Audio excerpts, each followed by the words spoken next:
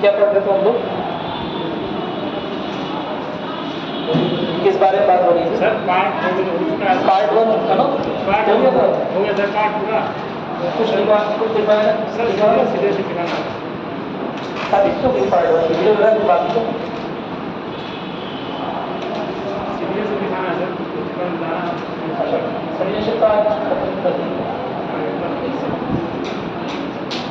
Part 1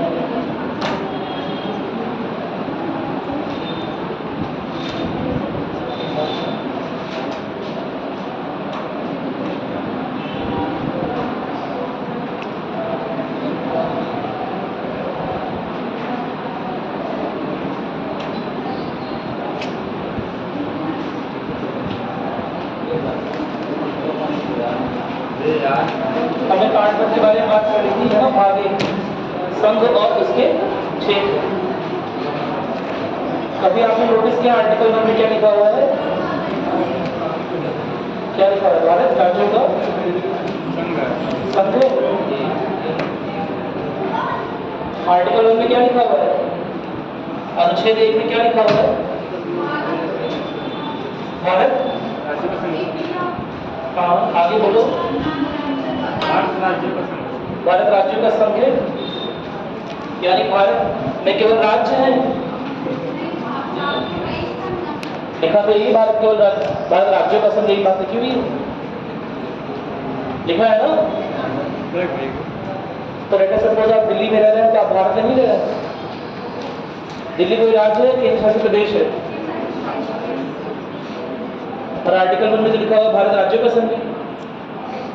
केंद्र शासित प्रदेश के बारे में कोई बात की है? नहीं की है।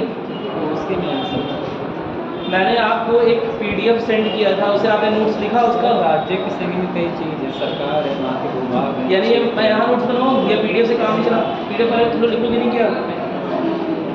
हाँ, कब लिखोगे? जब पीडीएफ वाले लिखोगे तभी तो आगे बढ़ पाएंगे। जे है क्या ऐसे बताएंगे यार, अभी तो काफ़ी आ गया है परेशान। अभी तो पहले भारत से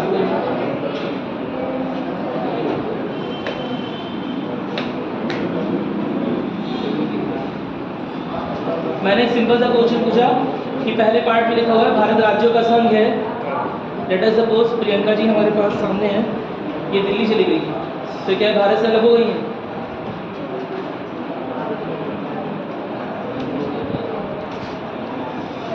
भारत राज्यों का संघ है ना।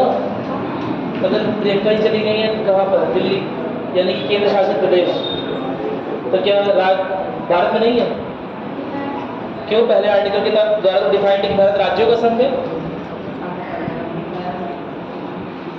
पहले आर्टिकल के क्लॉज में एक और बात लिखी हुई है, क्या? भारत के द्वारा अधिगृहित क्षेत्र भी भारत है, केंद्र शासित प्रदेश भी भारत है। पहले आर्टिकल में इस बात पे जोर दिया है राज्यों का संघ है। इसका मतलब ये नहीं कि केवल राज्य ही भारत है, केंद्र शासित प्रदेश या अन्य जो अधिगृहित क्षेत्र हैं वो भी भारत ही है। क्या मेरी बात समझ में आ गई? कोई दिक्कत तो नहीं है ना? क्या मेरी बात क्लियर हुई? भारत राज्यों का संघ है, यानी कि भारत केवल राज्यों का संघ नहीं है। भारत राज्यों का संघ है, क्षेत्रों को मिला के बना हुआ है, राज्यों को मिलाकर बना हुआ है, ठीक है।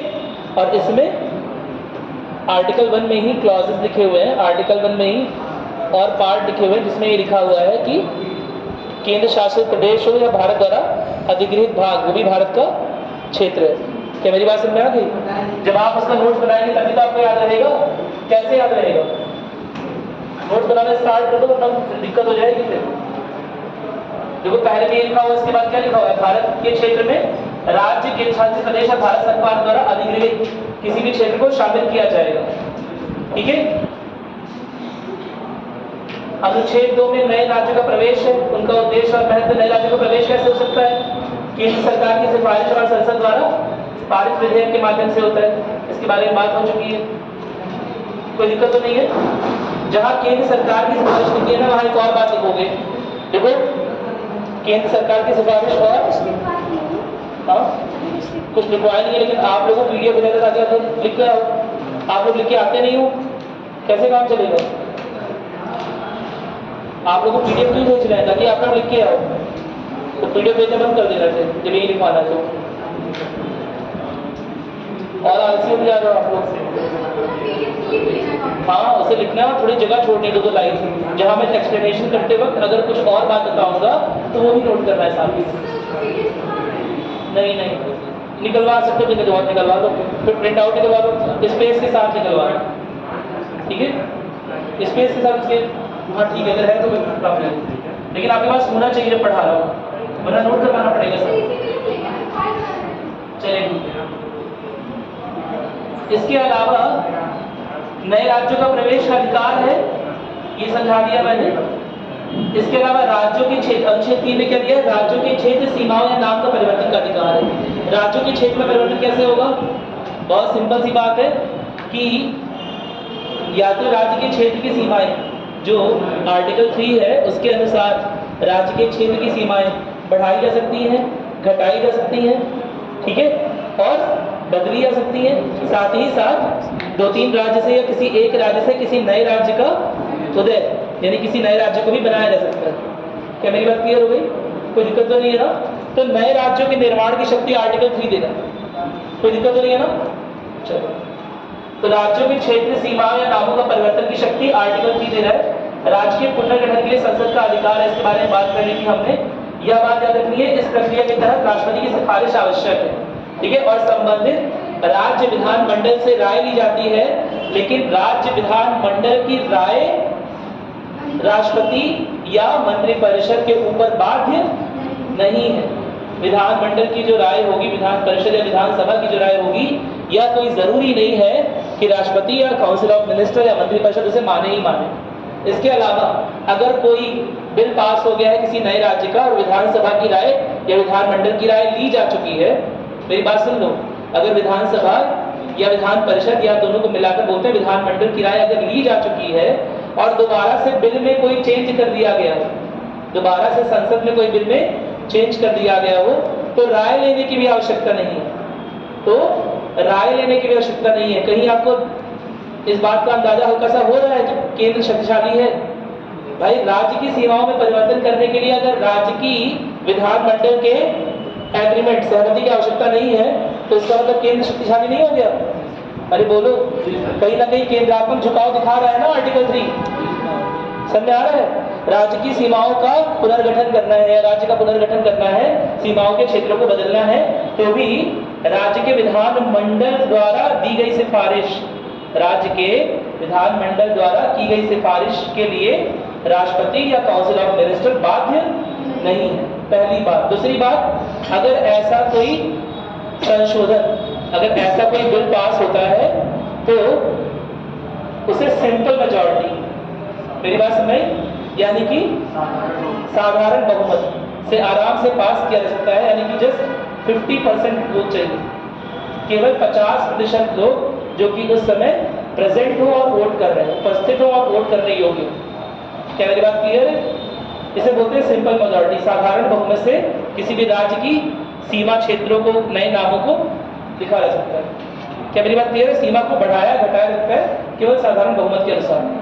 आर्टिकल 368 को लगाने की आवश्यकता ही नहीं है। क्या मेरी बात क्लियर हो गई? कोई दिक्कत तो नहीं है ना? तो याद ये रखना है, एग्जाम में क्या पूछ रहेगा कि निम्न में से क्या करने के लिए आर्टिकल 368 अनुच्छेद 368 की आवश्यकता नहीं पड़ेगी। तो याद रखना है, राज्य की सीमाओं का पुनर्गठन करने के लिए आर्टिकल 368 की आवश्यकता नहीं पड़ेगी, ठीक है? ये जरूरी है बीच में ताकि जगते रहो, है ना? सर नए राज्य की स्थापना करने के लिए मिलेगा ये हर 10-15 मिनट एक बार होता है तो अच्छा होगा। सर। हाँ। तो नए राज्य की स्थापना करना है, उसके लिए भी तो नहीं, नए राज्यों की स्थापना करने के लिए जरूरी है, ये तो बहुत बड़ी बात है। नए राज्य नहीं, जरूरी नहीं है। नए राज्यों की स्थापना करने के लिए भी कोई विधानमंडल से परमिशन लेने की, सहमति लेने की जरूरत नहीं है, हालांकि लोकतांत्रिक व्यवस्था में ली जाती है।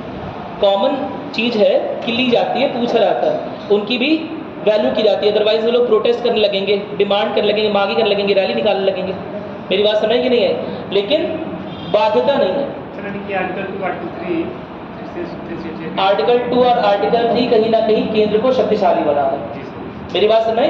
आर्टिकल 2 आर्टिकल 3 जो लिखा गया अनुच्छेद 2 और अनुच्छेद 3, वो कहीं ना कहीं केंद्र की सरकार में इस तरह की शक्तियों का समावेश कर रहा है कि राज्य में अगर सीमाओं का परिवर्तन भी होना है, किसी राज्य को छोटा करना है, कल से यूपी की सीमा चेंज कर दी, केवल बस्ती को यूपी मान लिया। सर होने वाला है। मेरी बात समझ कि नहीं? पक्के को बना दिया कैपिटल, एपीएन को बना दिया कैपिटल। क्या मेरी बात समझ? तो बड़े आराम से, मतलब बड़े आराम से नहीं, लेकिन किया जा सकता है। इसके लिए हमसे राय लेने की जरूरत है ना नहीं पड़ेगी, संविधान के अनुसार। क्या मेरी बात क्लियर है? साथ ही साथ आर्टिकल 368 भी लगाने की जरूरत नहीं है। संवैधानिक संशोधन का जो प्रावधान है आर्टिकल 368 में, उसे भी लगाने की जरूरत नहीं है। आर्टिकल 3 यह बोलता है कि अगर हम संविधान में किसी तरह का संशोधन कर रहे हैं जो राज्य की सीमा से रिलेटेड हो, जो राज्य की सीमा बढ़ाने, घटाने, बदलने, राज्य का नाम बदलने से रिलेटेड हो, से संबंधित हो, तो आर्टिकल 368 की जरूरत के बिना ही हम ऐसा कर सकते हैं, वो भी सिंपल मेजॉरिटी से। क्या मेरी बात क्लियर है? कोई दिक्कत तो नहीं है ना? क्या मेरी बात समझ में आ गई? और ऐसा बिल संसद के किसी भी सदन में लाया जा सकता है। नोट कर लो सर, ऐसा बिल संसद के किसी भी सदन में लाया जा सकता है। कैसा बिल? राज्य की सीमाओं को बदलने, अनुच्छेद 3 से संबंधित बिल। ठीक है, अनुच्छेद 3 से संबंधित 1 2 3 पूरा लिख लो, भाग 1 लिख लो पूरा। भाग 1 से संबंधित बिल किसी भी, भाग 1 से संबंधित बिल किसी भी सदन में पेश किया जा सकता है।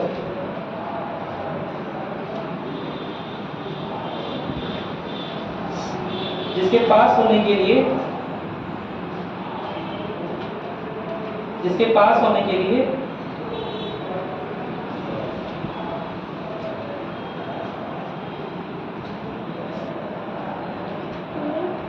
जिसके पास होने के लिए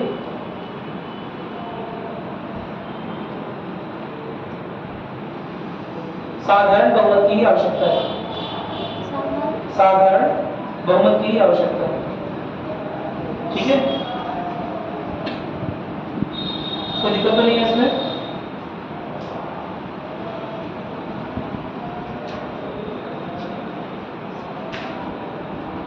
कोई दिक्कत नहीं है ना? चलिए ठीक है। राज्य का पुनर्गठन अधिनियम 1956 में आया था, इसके बारे में बात हुई थोड़ी सी, हम लोग इसकी और बात करेंगे। आर्टिकल, अच्छा ये बात किसमें लिखी हुई है कि बिना संवैधानिक संशोधन अनुच्छेद 368 का उपयोग किए हुए आप यह भाग परिवर्तित कर सकते हैं, संशोधित कर सकते हैं। आर्टिकल 4 में लिखी हुई है। क्या मेरी बात क्लियर है?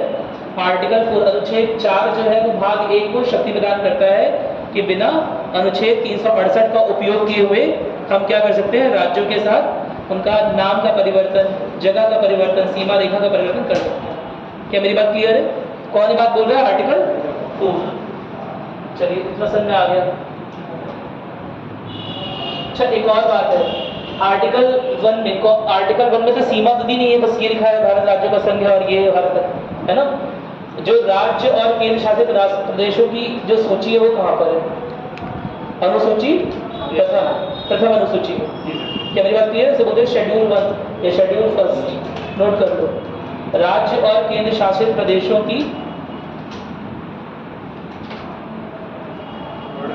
राज्य और केंद्र शासित प्रदेशों के लिए, के क्षेत्रों के लिए, के क्षेत्रों के लिए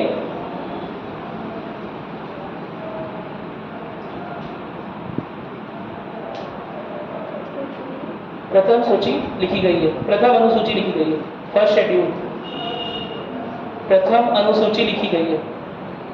ठीक है,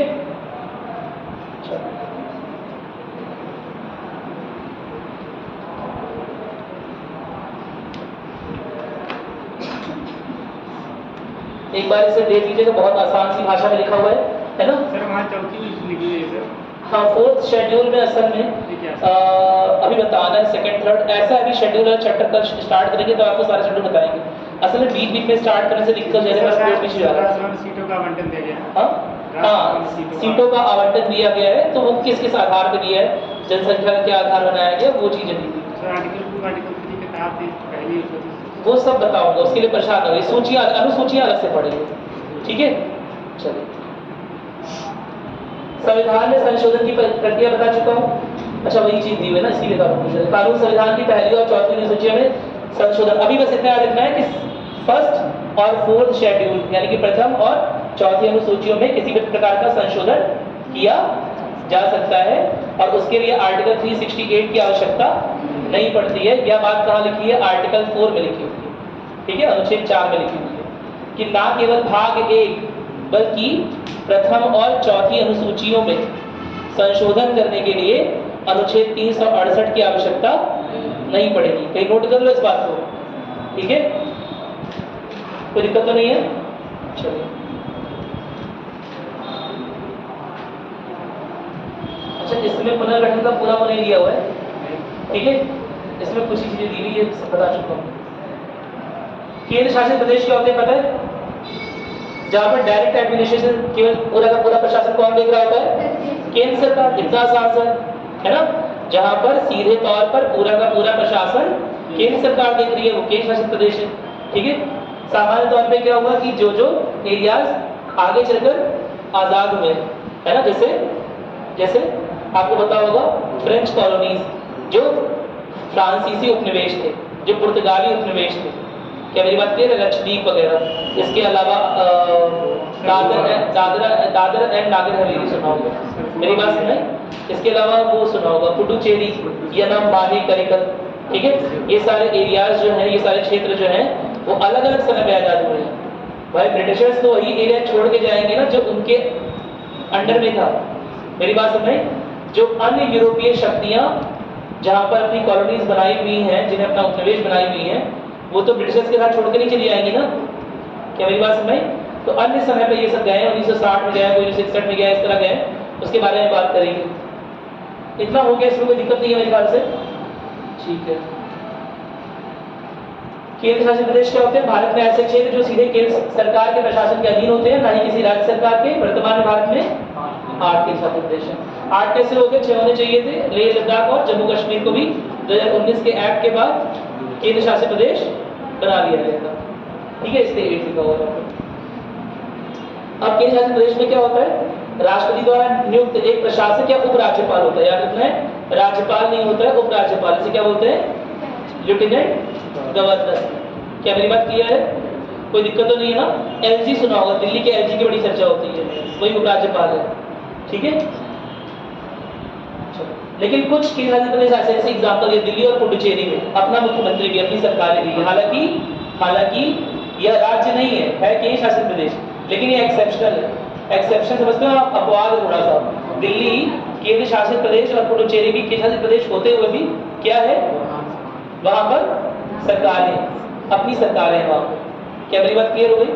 कहीं नोट बना लो, स्टार बना के, या तो सिर्फ नोट कर लो, या तो सिर्फ लिखना स्टार्ट कर दो, या तो यहाँ लिखवा दो, या तो घर से लिख के लाओ। अब कुछ भी नहीं लिखे रहोगे तो कैसे काम चलेगा? कब लिखोगे? पीडीएफ तो सेंड किए मुझे 1 हफ्ता हो रहा है, 4-5 दिन हो रहा है। हाँ, बीच में दीदी छुट्टी भी थी, लेकिन मैं स्टार्ट करूँ तभी तो आगे बढ़ेंगे।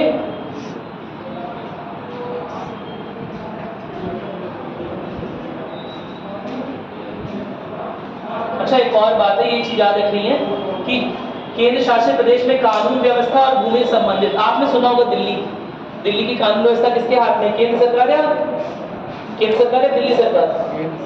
केंद्र सरकार है ना। जो पुलिस है वहां पर, वो किसके अंडर में काम करती है? केंद्र सरकार के अंडर में काम करती है। और इसी बात को लेकर क्या होता है? इसी बात को लेकर दिल्ली सरकार और केंद्र सरकार में कुछ ना कुछ कॉन्फ्लिक्ट, कुछ ना कुछ रोष बना रहता है लगातार। कोई दिक्कत तो नहीं है, ठीक है। तो केंद्र शासित प्रदेश में कानून व्यवस्था और भूमि संबंधित विषय आमतौर पर केंद्र सरकार के अधीन होते हैं, ठीक है। विधानसभाओं वाले केंद्र शासित प्रदेशों में अन्य विषयों पर स्थानीय सरकार द्वारा कानून बनाए जा सकते हैं, लेकिन ये केंद्र सरकार की अनुमति के अधीन होते हैं। देखो क्या होता है असल में, जहां भी केंद्र शासित प्रदेश, अगर वहां विधानसभा बनी हुई, स्पेशली दिल्ली और पुडुचेरी में। मेरी बात सुनाई? तो उस विधानसभा की भी सारे क्षेत्र जो है वो खुद के लॉज, सारे क्षेत्रों में लॉज नहीं बना सकते। क्या मेरी बात सुनो? उन विधानसभाओं के पास भी सारे क्षेत्रों में कानून बनाने का अधिकार नहीं है। कुछ क्षेत्रों के लिए उन्हें किसके पास जाना पड़ेगा? केंद्र सरकार के पास जाना पड़ेगा। क्या मेरी बात क्लियर है? और दो जो मुख्य प्रावधान है वो तुम्हें याद रखना है। दो मुख्य प्रावधान कौन कौन से हो गए? कौन कौन से हो गए? एक पुलिस व्यवस्था और दूसरा भूमि, है ना? पुलिस व्यवस्था और भूमि।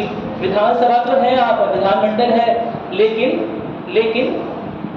किसके हाथ में अधिकार है? केंद्र सरकार के। किस कहाँ पर? दिल्ली में। क्या मेरी बात सुन रहे हैं?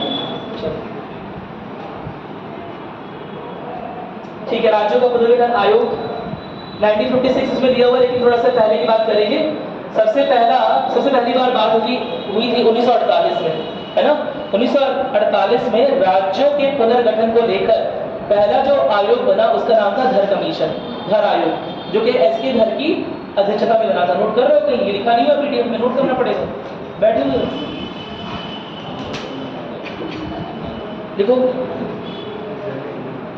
देखो एसके धर की अध्यक्षता में धर कमीशन, धर आयोग सन 1948 में बनाया गया, सन 1948 में बनाया गया, जिसका मुख्य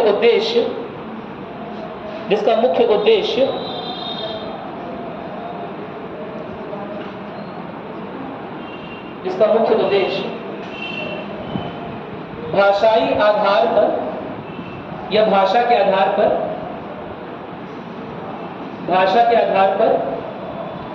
राज्यों के पुनर्गठन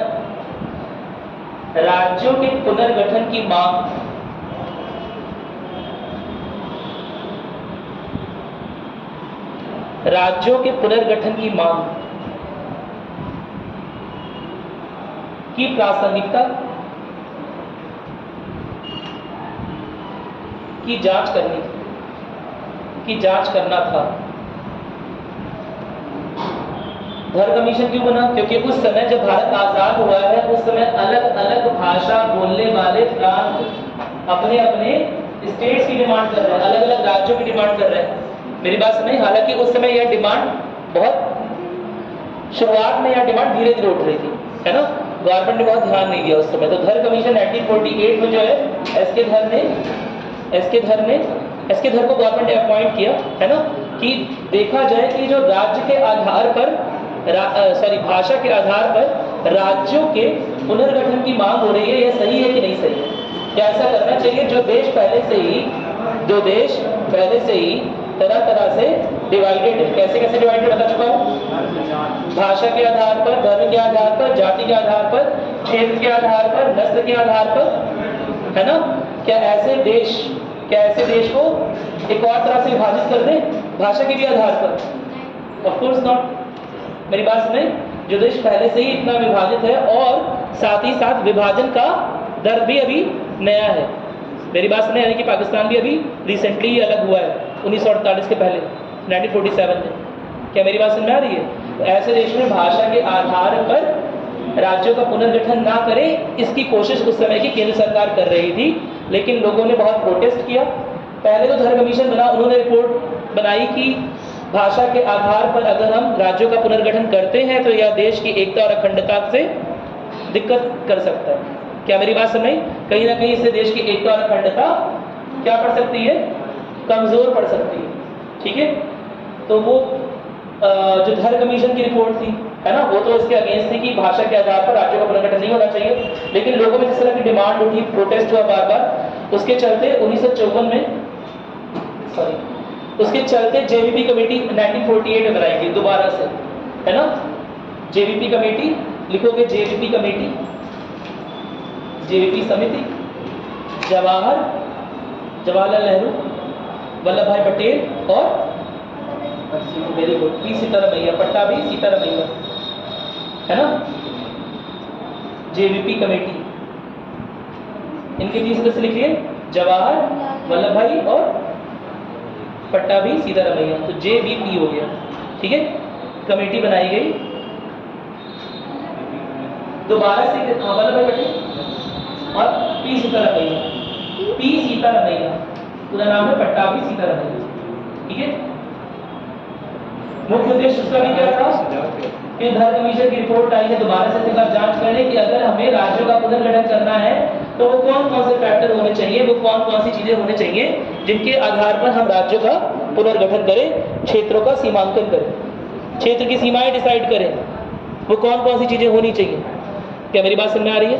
ठीक है, तो जीओडीपी कमेटी ने भी बोला, क्या बोला कि भाषा के आधार पर कोई जरूरत नहीं है ना, तो एकता अखंडता वाले लोग इसमें दिख ही रहे हैं तुम्हें, वल्लभ भाई पटेल और जवाहरलाल, ये लोग कहेंगे ऑफ कोर्स नॉट, ये लोग तो मना करेंगे, कहेंगे देश तो ऑलरेडी इतनी परेशानी से गुजर रहा है, ये सब बातें बाद में भी सॉल्व की जा सकती हैं। उनका ये कहना था, उनका ये मत नहीं था कि सॉल्व ना की जाए, उनका ये मत था कि ये सब बातें बाद में भी सॉल्व की जा सकती है, ये सारी प्रॉब्लम जो है वो बाद में भी सॉल्व हो जाएगी। ठीक है, तो जेबीटी कमेटी ने भी इग्नोर कर दिया, जिसके चलते विशाल आंध्रा मूवमेंट चल पड़ा है तेलंगाना नाम के क्षेत्र में, जहाँ पर श्री रामुलु नाम के है ना एक कांग्रेसी थे, गांधीयन थे, उन्होंने प्रोटेस्ट के दौरान सुसाइड कर लिया है। और उसके बाद बहुत सारे कांग्रेसियन किस लिए हो गए, डिमांड कर रहे हैं अलग आंध्र प्रदेश में, है ना, मद्रास प्रोविंस से, बॉम्बे प्रोविंस से और सेंट्रल प्रोविंस से, यानी कि मद्रास प्रांत से, मध्य प्रांत से और बॉम्बे प्रांत से, तीनों प्रांत से थोड़े थोड़े टुकड़े काटकर आंध्र प्रदेश को बनाया गया। तो आंध्र प्रदेश पहला राज्य बना जो कि भाषा के आधार पर बनाया गया। क्या मेरी बात सुनाई? याद रहेगा बात, नोट कर लो, कहीं भूल जाओगे। आंध्र प्रदेश पहला राज्य बना जो कि भाषा के आधार पर बना। ठीक है, 1956 में राज्य पुनर्गठन आयोग 1956 में राज्य पुनर्गठन आयोग या राज्यों का पुनर्गठन आयोग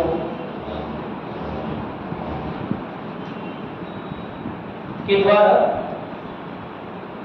यह मान लिया गया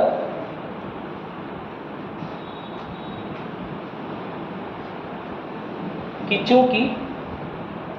चूंकि भाषा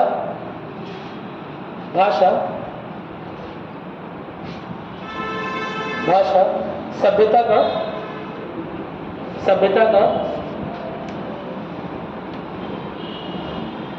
का एक बड़ा भाग है, इसलिए भाषा के आधार पर जरूरत पड़ने पर और लोगों की मांग के अनुसार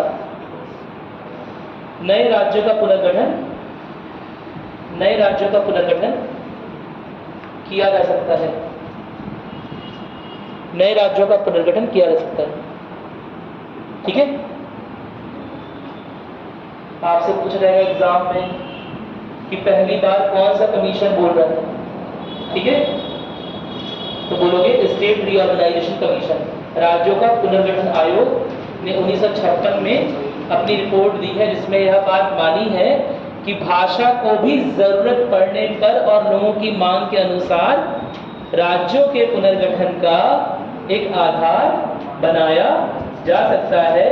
वैसे तो राज्य किस आधार पर बनने चाहिए? कल्चर के आधार पर, सभ्यता के आधार पर। क्या मेरी बात समझ? लेकिन भाषा सभ्यता का एक अभिन्न अंग है। तुम लोग अपने आप से बोलते हो, है ना, भाषा सभ्यता के अभिन्न अंग है। मेरी बात समझ? और इस तरह का अभिन्न अंग है कि कहीं ना कहीं हम देखते हैं कि कल्चर जो है, सभ्यता जो है, वो भाषा द्वारा ही प्रमोट किया जाता है। मेरी बात समझ? ये बात आपको समझा दूँ कि भाषा क्या है? किसी भी सभ्यता का प्रतिबिंब है, रिफ्लेक्शन। क्या मेरी बात समझ? तो इसलिए एसआरसी ने माना कि भाषा एक आधार बन सकता है। उस समय एसआरसी को लीड कौन कर रहा था? उसके अध्यक्ष कौन थे? जस्टिस फजल अली। तो इस कमीशन को फजल अली कमीशन भी बोलते हैं। कहीं नोट कर रहे हो सब? जस्टिस फजल अली, नोट करते रहो सब। इसमें नहीं दिया पीडीएफ में।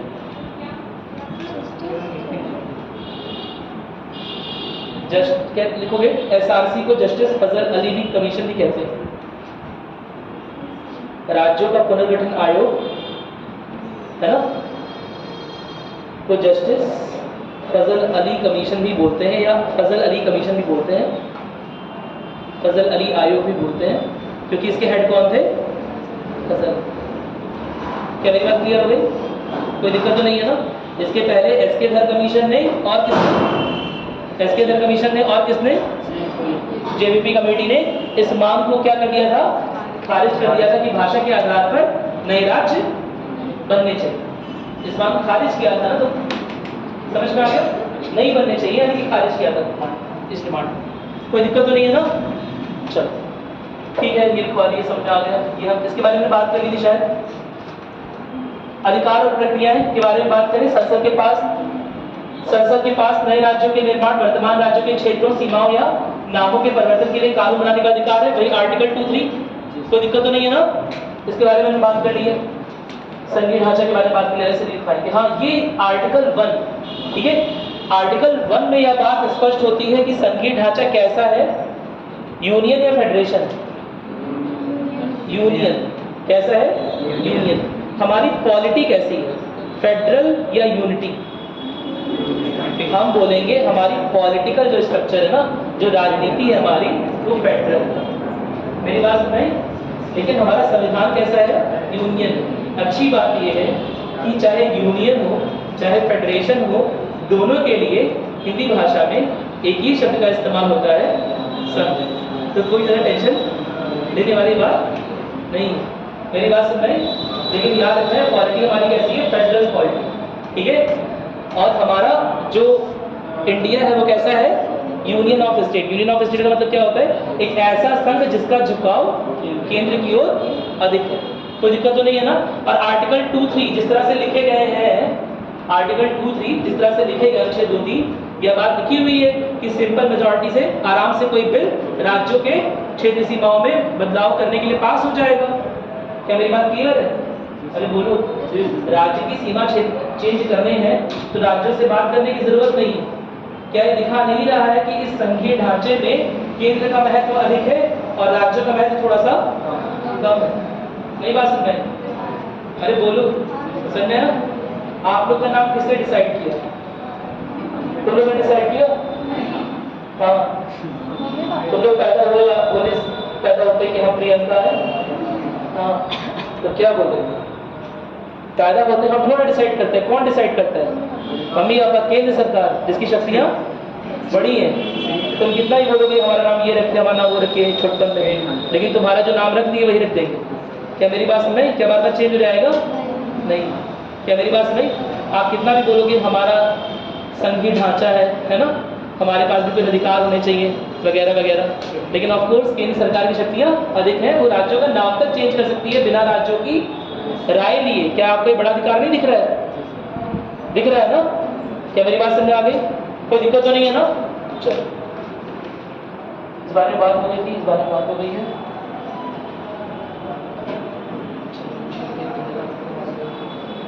इसे एक बार चेक कर लीजिएगा, सब कुछ है ना? सर आर्टिकल में लिखा है कि राज्य नहीं है, इसका मतलब क्या है? क्या चीज? आर्टिकल में लिखा गया है, इसमें आर्टिकल 1 में हाँ। राज्य नहीं है, राज्य आजाद नहीं। क्या नहीं है? राज्य आजाद नहीं है इस सेंस में कि राज्य अलग नहीं हो सकता, है ना? असल में यूनियन जब पूछा गया बी आर अम्बेडकर से कि आपने इसे यूनियन ही क्यों लिखा, फेडरेशन क्यों नहीं लिखा? मेरी बात सुनाई? आपने इंडिया को यूनियन ऑफ स्टेट क्यों लिखा, फेडरेशन ऑफ स्टेट क्यों नहीं लिखा? तो उन्होंने बोला क्योंकि जैसे अमेरिका में क्या है कि तमाम राज्य मिलकर राष्ट्र बना रहे हैं, ऐसा नहीं। मेरी बात सुनाई? हमारे यहाँ तमाम राज्य मिलकर राष्ट्र नहीं बना रहे। यह राज्य जो है वो किसी राष्ट्र का पहले से ही हिस्सा है। क्या मेरी बात सुने? इस धारणा को लेकर संविधान लिखा गया है, इसीलिए हमारे यहाँ यूनियन ऑफ स्टेट लिखा है, फेडरेशन ऑफ स्टेट नहीं लिखा है। आपस में कोई एग्रीमेंट नहीं है राज्यों के बीच में, राज्य और केंद्र के बीच में कोई अलग से एग्रीमेंट नहीं है। क्या मेरी बात सुन रहे हैं? कि कभी भी उस एग्रीमेंट को तोड़कर, कॉन्ट्रैक्ट को तोड़कर राज्य बाहर चले जाएंगे, ऐसा कुछ नहीं है। एक एग्रीमेंट हुआ था, शायद आपने नाम सुना हो, इंस्ट्रूमेंट ऑफ एक्सेशन। नाम सुना है इसका? क्या इसका मतलब होता है? विलय? केवल जम्मू कश्मीर का नहीं, जितने भी राज्यों का विलय हुआ ना, जितने भी देसी रियासतों का विलय हुआ है ना, वो सब इंस्ट्रूमेंट ऑफ टैक्सेशन नाम का एक पेपर था, उस पर साइन करवा के किया था। लेकिन वो कॉन्ट्रैक्ट ऐसा नहीं है कि वो टूट जाएगा तो राज्य अलग हो जाएगा, पहली बात तो टूट नहीं सकता, तो कॉन्ट्रैक्ट ऐसा है ही नहीं कि टूट सके। क्या मेरी बात समझ आ रही है? हम राज्यों को इतनी शक्तियां नहीं देते कि राज्य कभी भी अलग हो सके, और इसीलिए बी आर अम्बेडकर ने बोला कि हम यूनियन ऑफ स्टेट का उपयोग करें। क्या मेरी बात क्लियर है? चलो, इस बारे में मेरे ख्याल से बात हो गई, अब काफी ये सब हो गया, ये सब तो करवा दिया अलग से, कुछ बाकी है? अच्छा, एक दिन मैंने आप लोगों को किस तरह लिखवाई है, आपको पता है कि हाँ देखो एक बार, भाग 1 में संघ और इसके क्षेत्र के प्रावधान भारतीय संघीय ढांचे की नींव रखते हैं। पहली बार भारत कैसा संघ है इसके बारे में बात हो रही है। ये प्रावधान न केवल राष्ट्रीय एकता अखंडता को सुनिश्चित करते हैं, बल्कि राज्य और केंद्र शासित प्रदेशों के बीच में अधिकारों और कर्तव्यों का संतुलन भी बनाते हैं। समय के साथ भारतीय संघ ने बदलते समय और आवश्यकताओं के अनुसार अपने क्षेत्रीय ढांचे में महत्वपूर्ण बदलाव किए। जो संविधान, वो तो आपको पता है, ये संविधान जीवंत और लचीला है, इसके बारे में कई बार बात हो चुकी है। किसी भी तरह का बदलाव करने में पूर्णतः सक्षम है, और कई बार यह बदलाव आर्टिकल 368 के बगैर भी हो सकता है। इसके बारे में बात हो गई ना? कोई दिक्कत? एक बार पार्ट 1 पढ़ लो, आपने नोट्स अगर बनाए तो पढ़ लो, बताओ मुझे क्या, फिर हम पार्ट 2 पर आ गए हैं। स्टार्ट हो नागरिकता।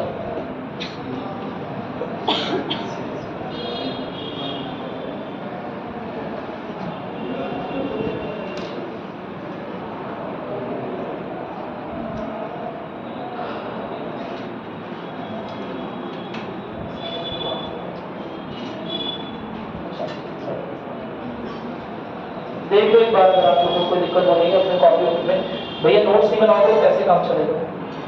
नोट्स बना के लाओ, ठीक है?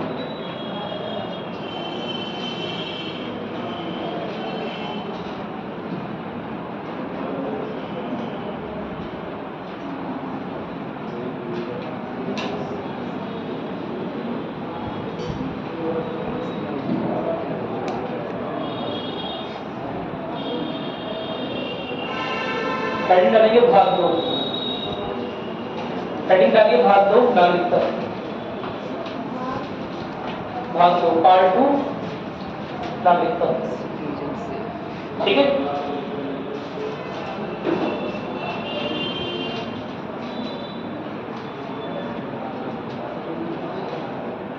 कितना बड़ा है पार्ट 2? कितने आर्टिकल से? आर्टिकल 5 से 11 देख लोगे, अनुच्छेद 5 से 11,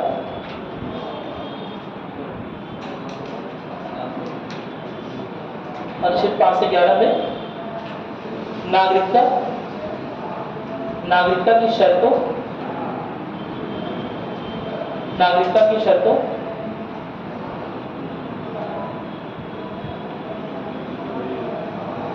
और उसमें किए जाने वाले बदलाव, और उसमें किए जाने वाले बदलाव का विवरण,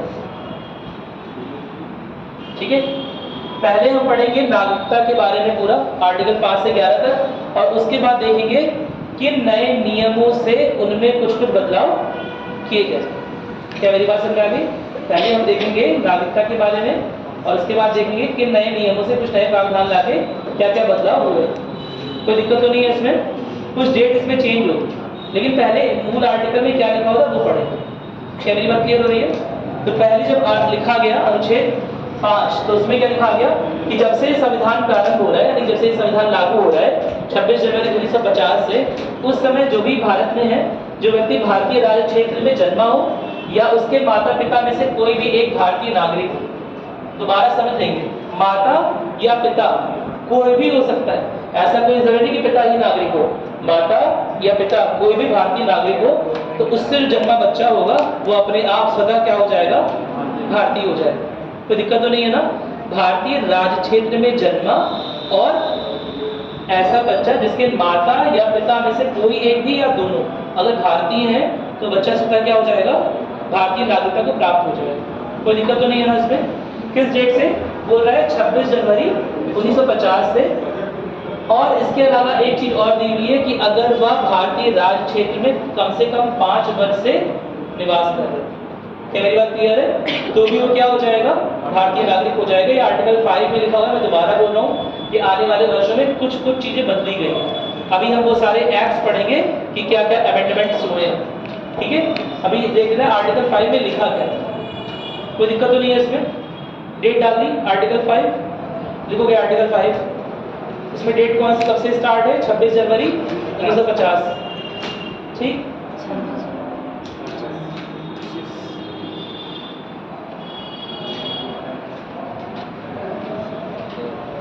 तो आर्टिकल 5 में 3 तरह के लोगों को भारतीय बोला है। पहला तो जो भारत में जन्मे हो, भारतीय राज्य क्षेत्र, भारतीय क्षेत्र में लिखा है, न राज्य न केंद्र शासित प्रदेश, यानी दोनों को मिलाकर जितने भी भारत का क्षेत्र है, राज्य, केंद्र शासित प्रदेश और भारत द्वारा अधिगृहित क्षेत्र, ठीक है, उनमें से कहीं भी जन्मा है तो वो क्या हो जाएगा? भारतीय। एक कंडीशन ये हो गई। दूसरी कंडीशन ये क्या हो गई? माता या पिता, है ना, या फिर दोनों। अगर भारतीय नागरिक है तो बच्चा जो है वो अपने आप भारतीय नागरिकता को सदा प्राप्त कर लेगा। क्या मेरी बात क्लियर है? हो सकता है वो बच्चा कहाँ पैदा हुआ हो, कहीं और पैदा हुआ, श्रीलंका में, म्यांमार में, कहीं भी पैदा हुआ। क्या मेरी बात क्लियर है? लेकिन माता या पिता में से कौन हो? भारतीय। मेरी बात समझाई? तो वो सदा भारतीय नागरिकता को प्राप्त हो जाएगा। कोई दिक्कत तो नहीं है? समझ आगे बात? और तीसरी बात क्या लिखी हुई है? भारतीय क्षेत्र में कितने साल से निवास कर रहा हो? 5 साल से निवास कर रहा हो। ये 5 साल से निवास वाली बात है ना, अभी कई बार इस पे क्वेश्चन मार्क लगेगा। क्या मेरी बात क्लियर है?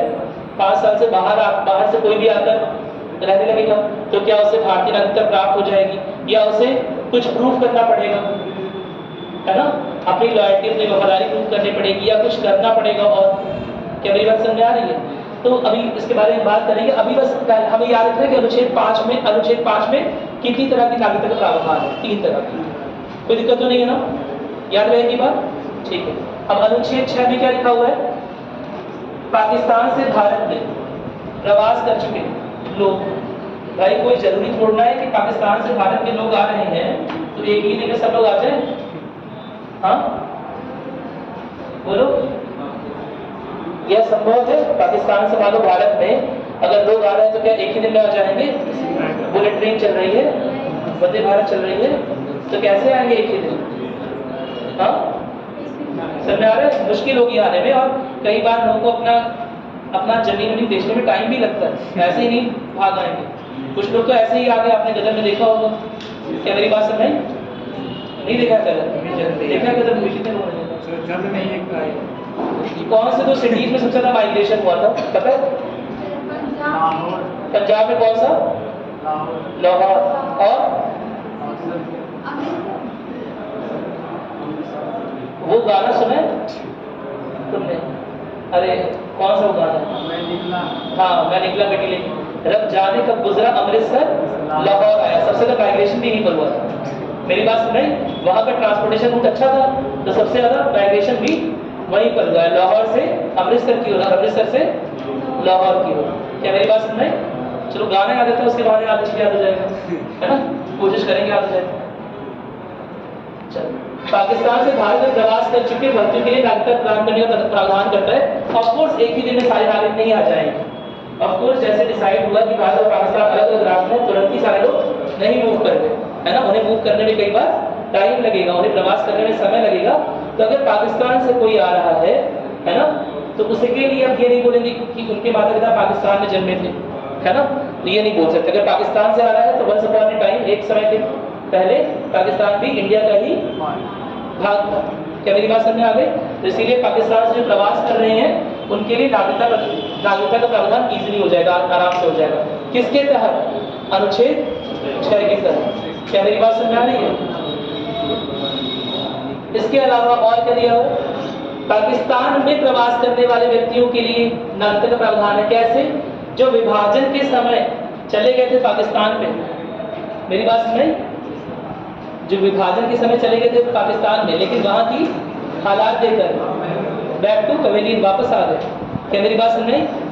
वो वाला मीम देखा तुम लोगों ने, जिसमें वो एक आदमी बंदर से आदमी बनता है, खड़ा होता है, देखा है कि नहीं देखा? चलो कोई बात नहीं, आज देखूंगा, ठीक है। लेकिन देखा होगा उसमें एक आदमी जो है पहले बंदर रहता है, बंदर से इंसान खड़ा बनता है, ऐसे खड़ा होता है, फिर ऐसे फिर ऐसे, फिर टाई वाले खड़ा होता है, और फिर बोलता है वापस को बहुत पढ़ा रहे हैं, वापस ला। मेरी बात समझे? डार्विन की थ्योरी के ऊपर, हाँ, इवोल्यूशन की थ्योरी के ऊपर। तो कुछ वैसे ही जो लोग पाकिस्तान गए थे इस सोच में कि पाकिस्तान शायद बेहतर डेमोक्रेटिक सेटअप दे, या ज़्यादा मौलिक अधिकार दे, या ज़्यादा अच्छा देश हो। क्या मेरी बात क्लियर है? उन्हें वहाँ पर जाने के बाद अगर दिक्कत महसूस होगी किसी भी तरह की, तो वापस भारत में आ सके, वापस भारत की नागरिकता को प्राप्त कर सके। तो इसलिए कौन सा अनुच्छेद है? अनुच्छेद नंबर 7। याद रहेगी बात? अरे बोलो, ठीक है। सर टाइम सर विभाजन के बाद टाइम इसका अभी जब अमेंडमेंट पढ़ेंगे ना 1955 कॉन्स्टिट्यूशन, तो उसमें हम टाइम नहीं देखेंगे कब तक ऐसा हुआ है, ठीक है। अभी जब हम संशोधन पढ़ेंगे कुछ, तब हम पढ़ेंगे उसके बारे में। अभी हम मूल संविधान में लिखा गया था वो भी चीजें वो देख रहे हैं, ठीक है।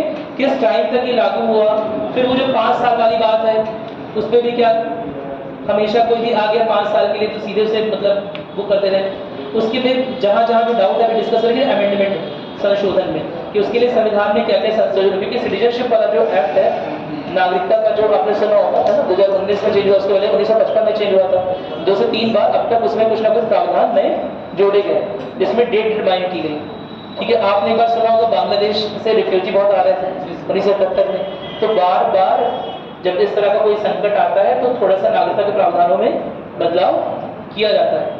क्या मेरी बात क्लियर है? आपने अभी सुना होगा सीए एक्ट के बारे में, सुना होगा ना, तो इसमें क्या हो रहा है, किस चीज की डिमांड हो रही है? दो तरह के रजिस्टर बनाया जा रहा है। एक है एनपीआर नेशनल पॉपुलेशन रजिस्टर और एक है NRC national register for citizens, ठीक है। एक भारत के नागरिकों का लिखा चुका है कितने लोग ऐसे हैं भारत में जिन्हें यहाँ की नागरिकता प्राप्त है, जो भारत के ही नागरिक हैं। और एक क्या है एनपीआर नेशनल पॉपुलेशन रजिस्टर, यानी कि यहाँ की जनसंख्या कितनी। क्या मेरी बात क्लियर है? तो उससे डिटरमाइन हो जाएगा कि कौन से लोग बाद में बांग्लादेश से आए। क्या मेरी बात क्लियर हो रही है? हाँ, लेकिन और भी कुछ डेटा होता है ना। क्या क्या क्या मांग हो रही है? जो पहले के लोग हैं उनकी मांग हो रही थी, आपकी आईडीज की मांग नहीं हो रही है ना। किसकी बात हो रही है? हाँ, दादा की जमीन की बात हो रही है, परदादा कहाँ रहते थे, ये सब बातें हो रही है। मेरी बात सुन रहे हैं? तो इसीलिए उसमें इतना बवाल है कि ऑफ कोर्स डॉक्यूमेंट नहीं रख सकता इतने लॉन्ग ड्यूरेशन का इंसान। क्या मेरी बात सुन रहे हैं? इसीलिए उस पर डिमांड और बात बहुत सारा वाद विवाद हो रहा है। खैर आगे बढ़ते हैं। अनुच्छेद 8 में देखते हैं, भारत के बाहर पैदा हुए भारतीय नागरिकों के बच्चों के लिए नागरिकता प्रदान, ये चीज बता दी है पहले भी, है ना, कि अगर भारत से बाहर भी रह रहे हैं तो भी बड़े आराम से, अगर उन्हें उनके पास उनके माता या पिता में से किसी के भी पास अगर नागरिकता है तो उनके बच्चों को भी आराम से नागरिकता मिल जाए। क्या मेरी बात समझ में आ गई? कोई दिक्कत तो नहीं है ना? आप लोग पीडीएफ नोट करना स्टार्ट कर दीजिए, जैसे घर पे नोट करिए तो यहाँ नोट करिए तो घर पे नोट करिए। आप नोट्स नहीं बनाओगे आपको नुकसान हो जाएगा, ठीक है। अब अनुच्छेद 9 के बारे में बात करते हैं। अनुच्छेद 9 संबंधित किससे है? विदेशी राज्य की नागरिकता की स्वीकृति संबंधित है। यदि कोई व्यक्ति स्वेच्छा से किसी अन्य देश की नागरिकता लेता है तो भारतीय नागरिकता खो देगा। एकदम सिंपल शब्दों में, जैसे मान लो यहाँ का कोई आदमी है और वो अमेरिका की सिटीजनशिप एक्सेप्ट कर ले रहा है, ब्रिटेन की सिटीजनशिप एक्सेप्ट कर ले रहा है, तो अगर बाहर की नागरिकता एक्सेप्ट कर ले रहा है तो यहाँ की नागरिकता से अपने आप क्या हो जाएगा? यहाँ की नागरिकता अपने आप क्या हो जाएगा? समाप्त हो जाएगी, खत्म हो जाएगी। क्या मेरी बात क्लियर है? ऐसा किसमें लिखा है? आर्टिकल 9 में। आर्टिकल 10 में क्या है? नागरिकता के अधिकारों को निरंतरता प्रदान करता है जब तक कि संसद द्वारा विपरीत ना किया जाए। यानी कि अगर कोई देश का नागरिक है तो नागरिक बना ही रहेगा, उसके आने वाली जनरेशन भी नागरिक बनी ही रहेगी जब तक संसद में कोई अलग प्रावधान या कोई अलग कानून इस परिप्रेक्ष्य में ना आ जाए। क्या मेरी बात क्लियर है? समझ में आ रहा है इतना? ठीक है। अनुच्छेद 11 में क्या है कि संसद को नागरिकता के संबंध में कोई भी विधि बनाने की शक्ति प्रदान करता है। और अगेन यह शक्ति जो होगी वो आर्टिकल 368 के अंतर्गत कोई जरूरी नहीं है कि कोई ऐसा प्रावधान बन सकता है जो अनुच्छेद 368 का बिना उपयोग किए हुए नागरिकता में संशोधन, नागरिकता के प्रावधानों में संशोधन करे। क्या मेरी बात समझ में आ रही है?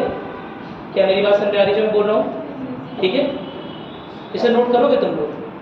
चलो एक्सप्लेनेशन नोट करो पहले, है ना? एक सेकंड।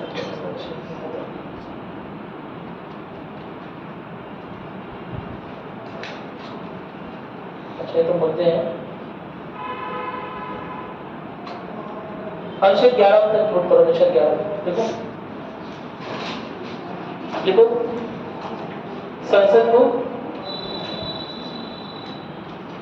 नागरिकता के संबंध में, संसद को नागरिकता के संबंध में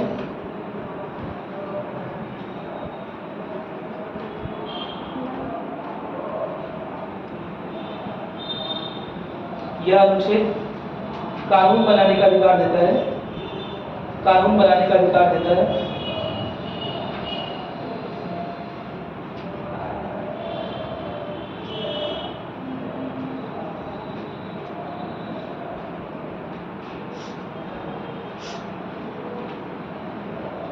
यह अनुच्छेद कानून बनाने का अधिकार देता है।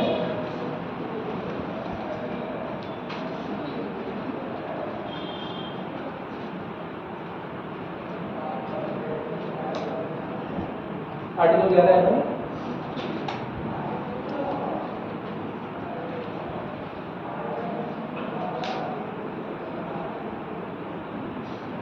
जिसका उपयोग संसद में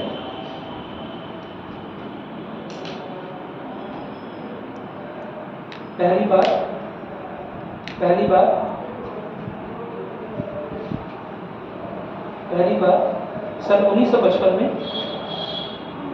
सन 1955 में भारतीय नागरिकता अधिनियम के तहत किया। भारतीय नागरिकता अधिनियम के तहत किया।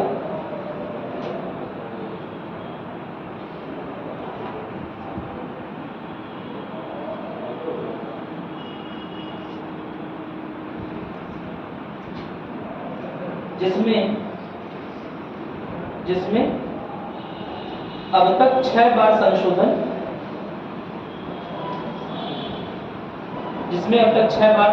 कुल 6 बार संशोधन हो चुके हैं। जिसमें अब तक कुल 6 बार संशोधन हो चुके हैं। लिखोगे कब संशोधन हुए? 1986,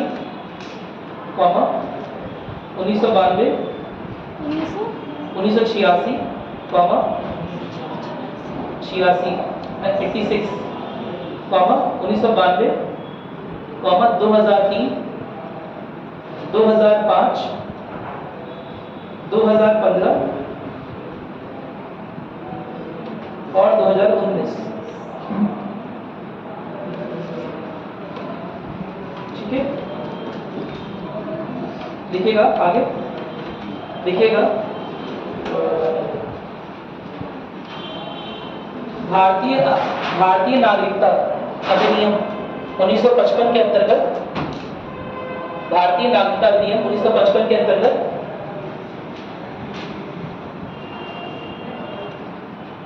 भारत की नागरिकता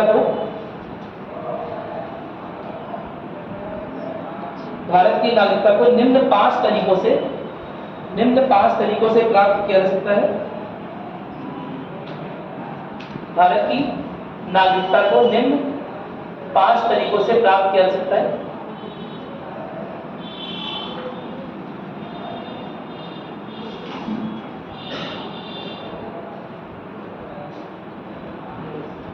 पहला है जन्म भी भारत में हो गया तो नागरिकता अपने आप भारत की मुहर लग गई अपने आप। मेरी बात सुने, a product of Bharat, the product of India, नहीं समझे बात? समझ आ गया? लेकिन कब से? उस प्रावधान में तो लिखा था 26 जनवरी 1950। मेरी बात समझाई? लेकिन इतना सारा रिफ्यूजीज का आना जाना हुआ बहुत बाद के कालों तक कि इस प्रावधान में थोड़ा सा बदलाव कर दिया गया डेट में। क्या बोला गया कि 1 जुलाई 1987 से पहले पैदा हुए सभी व्यक्ति भारतीय होंगे। क्या मेरी बात समझ आ रही है? 1 जुलाई दिखाई दे रहा है, 1 जुलाई 1987 से पहले पैदा हुए व्यक्ति सभी क्या होंगे? भारतीय होंगे। नोट करो इस बात को, जन्म वाले में नोट करो। 1 जुलाई 1987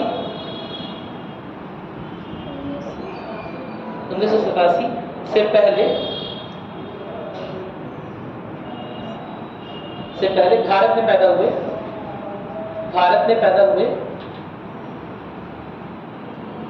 थोड़ा सा एडिटिंग करवा रहा हूं, भारत में लिखा नहीं है। भारत में पैदा हुए सभी व्यक्ति भारतीय नागरिक होंगे।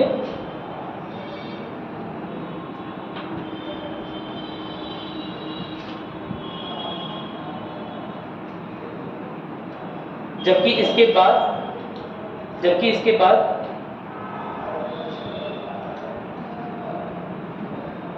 जबकि इसके बाद जबकि इसके बाद से 3 दिसंबर 2004 तक जबकि इसके बाद से 3 दिसंबर 2004 तक पैदा हुए व्यक्ति तभी भारतीय नागरिक होंगे जब उनके माता पिता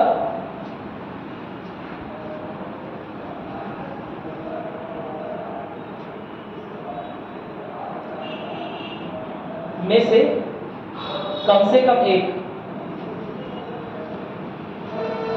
ज्यादा से ज्यादा दोनों हो सकते हैं, कम से कम कोई एक हो, ठीक है, कम से कम कोई एक भारतीय नागरिक हो। इलीगल सिटीजन है वो ना, इलीगल सिटीजन ये माइग्रेंट्स की बात कर रहे हैं क्या? माइग्रेंट ना हो इसमें हाँ लीगल माइग्रेंट का, वो माइग्रेंट ना हो, यानी वही तो बोल रहे हैं कि भारतीय सिटीजन उनके पास भारतीय नागरिकता है, समझा? उनके पास भी भारतीय नागरिकता होनी जरूरी है, अदरवाइज नहीं होगा। नहीं समझा? जैसे प्रवास अगर कर भी रहे हैं, अगर इलीगल प्रवास है तो उन्हें भारतीय नागरिकता प्राप्त नहीं होगी, ठीक है, तो उनके बच्चे भी भारतीय नागरिक नहीं होंगे। क्या मेरी बात समझ में आ रही है?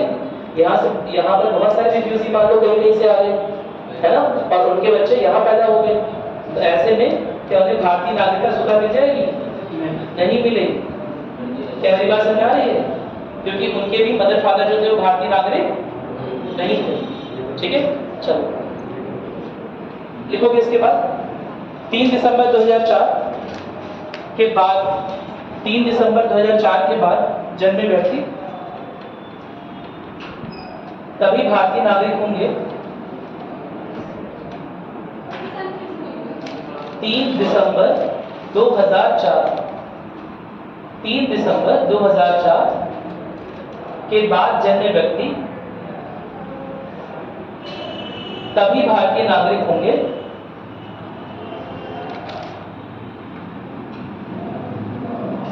जब उनके माता पिता में से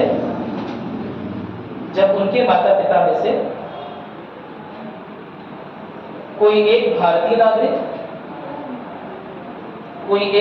नागरिक, बहुत इंपॉर्टेंट और बहुत समझदारी से लिखना है इसे, कोई एक भारतीय नागरिक और दूसरा लिख लीजिए, और दूसरा अवैध अप्रवासी नाम,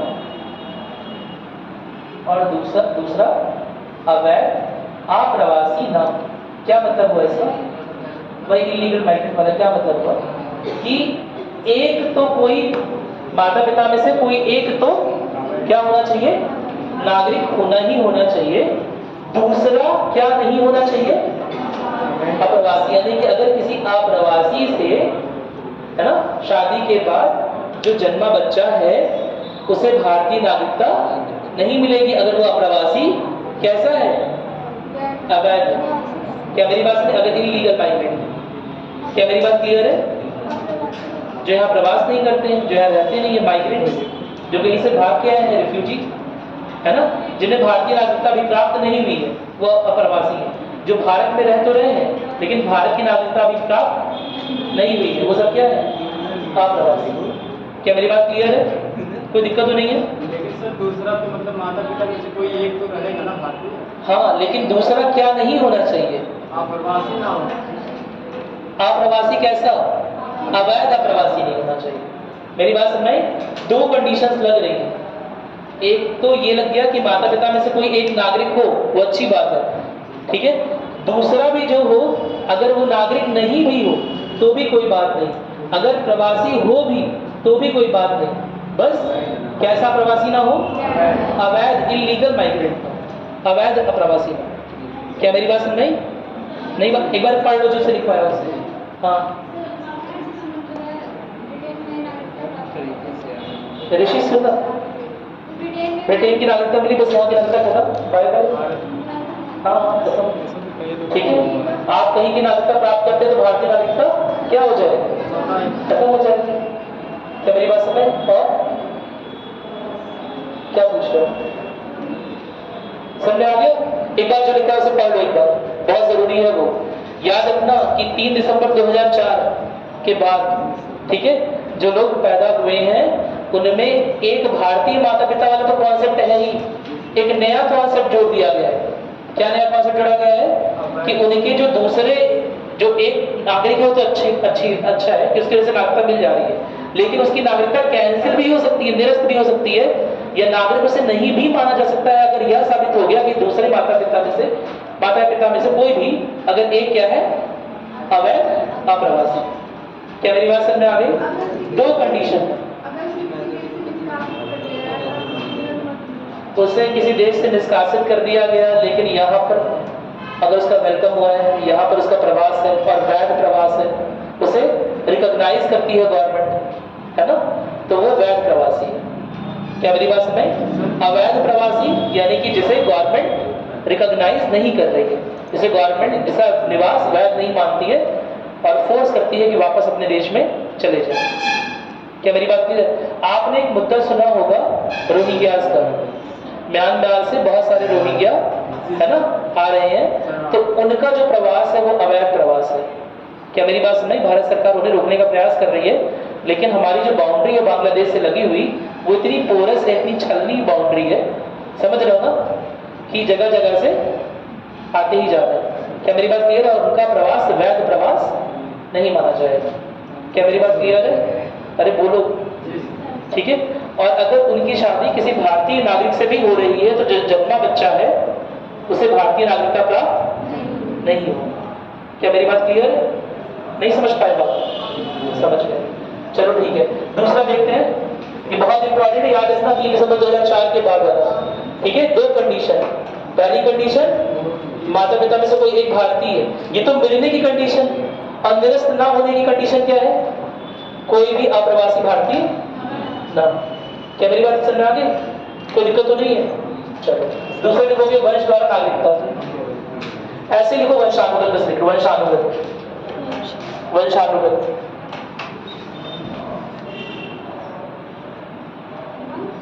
वंशानुगत,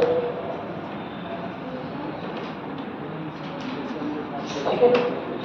अब ये तो अवैध प्रवासी की बात हो गई, लेकिन क्या भारत से बाहर जो लोग जाते हैं काम करने, है ना, पढ़ाई करने, अगर वो शादी वहां कर लेते हैं और उनके बच्चे पैदा होते हैं, तो ऐसे में क्या उनके बच्चों को भारतीय नागरिकता प्राप्त होगी?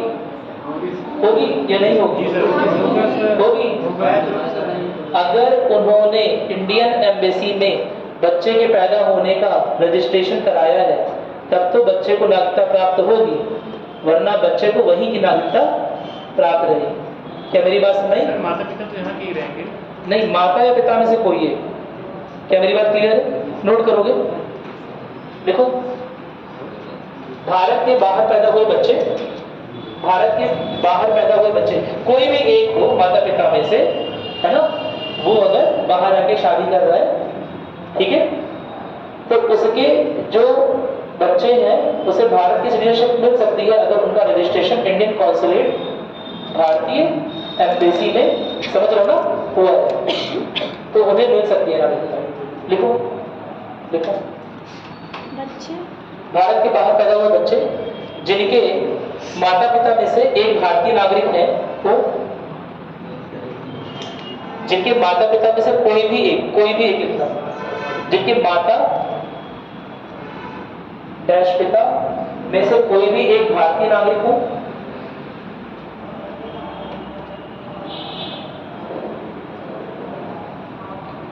उन्हें नागरिकता तभी मिल सकती है, उन्हें नागरिकता तभी मिल सकती है जब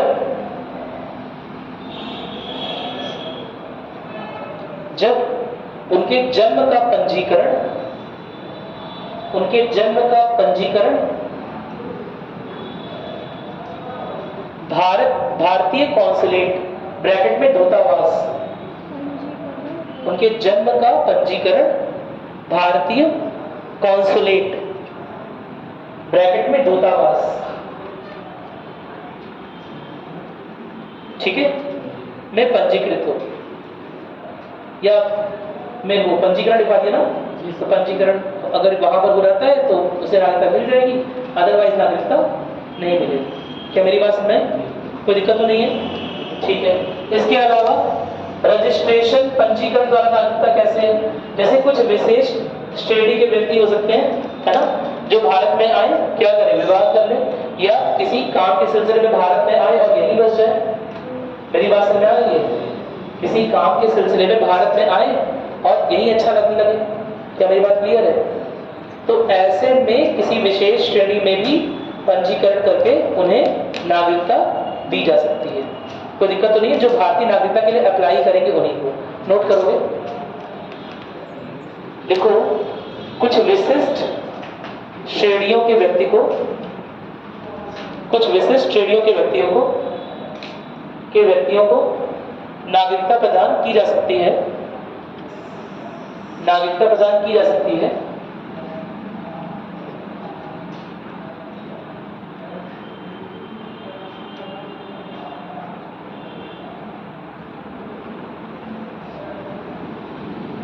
अगर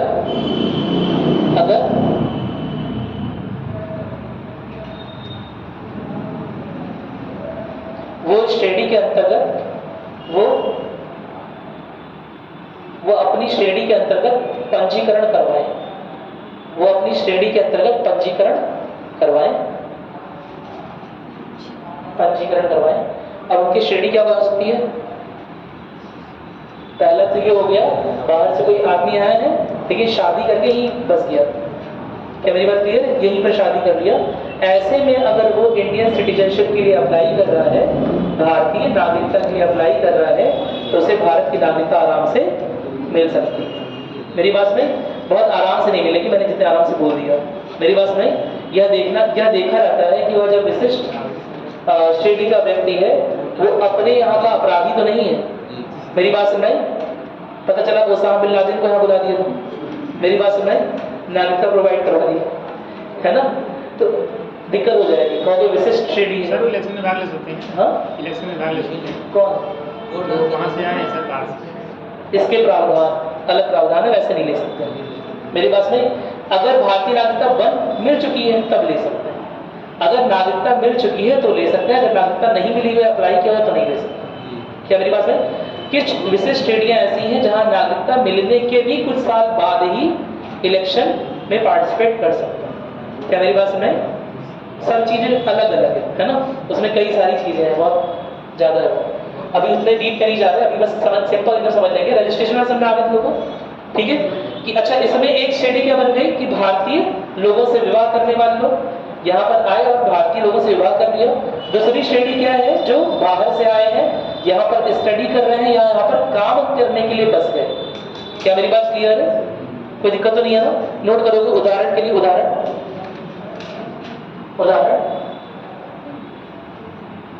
भारतीय नागरिकों से विवाह करने वाले व्यक्ति, भारतीय नागरिकों से विवाह करने वाले व्यक्ति, भारतीय नागरिकों से विवाह करने वाले अन्य देश के व्यक्ति।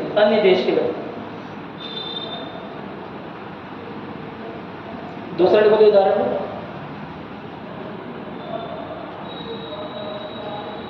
देखोगे, अच्छा ऐसा भी हो सकता है कि बहुत सारे लोग, है ना, जिनकी कुछ पीढ़ियां बाहर चली जाती हैं और बाहर से दोबारा रिटर्न कर लेते हैं यहाँ पर, उन्हें भी पंजीकरण के माध्यम से दोबारा से क्या मिल सकता है?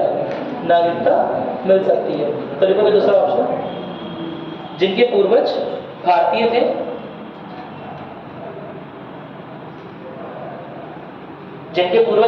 थे, और अब वो दोबारा भारत में निवास कर रहे हैं।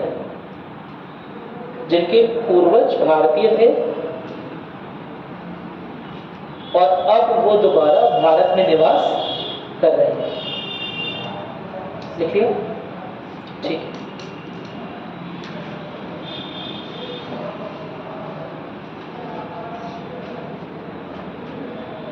अच्छा, एक विशिष्ट श्रेणी होती है, इसमें लिखा नहीं है। अगर कोई स्पेशल पर्पस के लिए यहाँ पर किसी काम के लिए बुलाया जाए, है ना, कोई हायर अथॉरिटी हो या कोई रिसर्च कैंडिडेट हो, अगर कोई रिसर्च कर रहा हो और वो भारत में ही बस गया, क्या मेरी बात क्लियर है, तो उसे भी पंजीकरण के माध्यम से नागरिकता दी जा सकती है। क्या मेरी बात क्लियर है? तो ऐसे लोग नागरिकता के लिए अप्लाई करते हैं और फिर जो भारतीय सरकार होगी, जो भी अधिकारी होंगे, वो डिसाइड करेंगे कि इन्हें सामान्य तरीके से नागरिकता देनी है या इस माध्यम से नागरिकता देनी है। क्या मेरी बात समझ में आ गई? कोई दिक्कत तो नहीं है ना? तो इस तरह पॉइंट लिखवा रहा हूँ कि एक और इसके आगे लिखा है नेचुरलाइजेशन, अक्सर इसका उपयोग होता है, सबसे ज्यादा यूज यही है। लिखेगा प्राकृतिककरण या प्राकृतिक तरीके से नागरिकता, प्राकृतिक तरीके से नागरिकता लिखिएगा।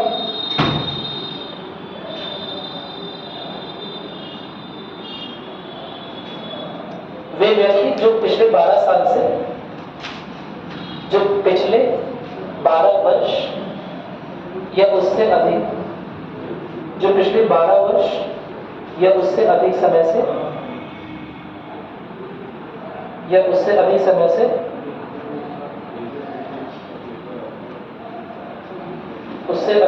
से भारत में निवास कर रहे हैं,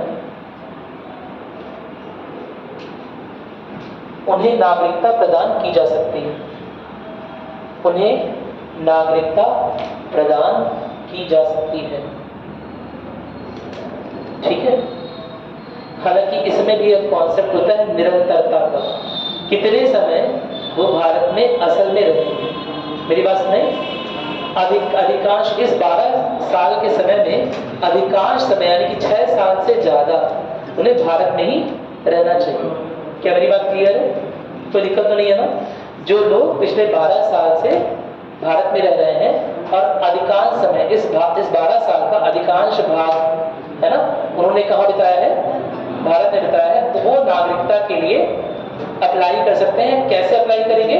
बोलेंगे प्राकृतिक रूप से हम यहाँ के नागरिक हो गए क्योंकि हम पिछले 12 साल से यहाँ रह रहे हैं, यहाँ की सभ्यता से, यहाँ की भाषा से, यहाँ की कल्चर से, यहाँ के डेमोक्रेसी से, यहाँ की प्रणाली से हम परिचित। क्या मेरी बात क्लियर है? कोई दिक्कत तो नहीं है ना? नोट कर लिया इसे? चलिए एक लास्ट वाला है, लास्ट है इनकॉर्पोरेशन ऑफ टेरिटरी, मतलब क्षेत्र सम्मिलित। इसका क्या मतलब होता है कि अगर भारत द्वारा किसी अन्य क्षेत्र को अधिग्रहित किया जा रहा है, जिसका प्राइम एग्जांपल क्या है? सिक्किम। क्या मेरी बात में किस सन में किया गया था अधिग्रहण? 1900 एकदम सही बोले, लेकिन इसके आगे क्या 80, 70, 71, 75, 51 पढ़ना शुरू करो। अच्छा, आप लोग मुझे एक चीज लिखवानी है। आज मैं आप लोगों को एक शीट भेजूंगा जिसमें वो क्रम दिया हुआ है, क्रम छूट गया है। संघ और राज्य वाले में वो क्रम देना है अभी कि किस क्रम में भारतीय राज्यों का पुनर्गठन हुआ है या अलग अलग राज्य जो हैं वो भारत में शामिल हुए। क्या मेरी बात क्लियर है? तो उसमें एक क्रम दूंगा मैं, वो आप नोट कर लीजिए एक बार, आज मैं भेजूंगा आपके ग्रुप में। क्या मेरी बात क्लियर है? कोई दिक्कत तो नहीं है? उसे बस नोट ही करना है आपको और कुछ करना नहीं है। एक दो जगह संवैधानिक संशोधन है वो शायद याद करना पड़े, बस उतना ही देखना है, एकदम बहुत सिंपल सा है। ठीक है? कौन से राज्य को कब भारत में शामिल किया गया है या किसकी बाउंड्री दोबारा अल्टर चेंज करके, है ना, बदलाव करके उसका नया नाम रखा गया है और उसे भारत में शामिल किया गया है। तो वो एक क्रम का क्वेश्चन कभी कभी आता है, क्रोनोलॉजिकल क्वेश्चन आता है ना, कि कौन सा राज्य पहले बना, कौन सा राज्य बाद में बना। वो मैं आज आपको ग्रुप पे सेंड करूँगा। ठीक? क्या मेरी बात सुन रही?